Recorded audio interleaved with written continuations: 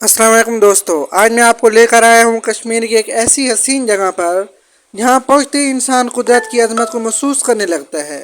ये है खूबसूरत कुंदल शाही वाटरफॉल। ये बर्फ़ से ढके हुए पहाड़ों से निकलने वाला शफाफ और ठंडा पानी पूरी ताकत के साथ नीचे गिरता है। पानी की ज़ोरदार गरज, ठंडी हवाएं और चारों तरफ फैली सब्ज़ वादियाँ ऐसा मंजर बनाती हैं कि दिल चाहता है बस यही लम्हा हमेशा के लिए रुक जाए।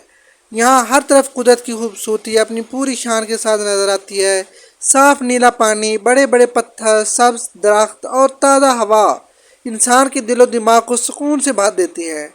अगर आप रोज़मर्रा की मसरूफ़ ज़िंदगी से कुछ देर के लिए दूर जाकर सुकून महसूस करना चाहते हैं तो कुंदल शाही वाटरफॉल यकीनन आपके लिए बेहतरीन जगह है।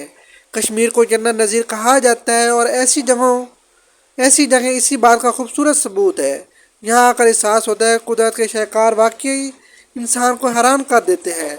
अगर आपको मेरी वीडियो पसंद आए तो इसे ज़रूर लाइक करें, अपने दोस्तों के साथ शेयर करें और अभी आप तक मेरे चैनल को सब्सक्राइब नहीं किया तो ज़रूर सब्सक्राइब करें, क्योंकि मैं आपके लिए पाकिस्तान की ऐसी खूबसूरत जगहों की वीडियोज़ लेकर आता रहूँगा। अल्लाह हाफिज़।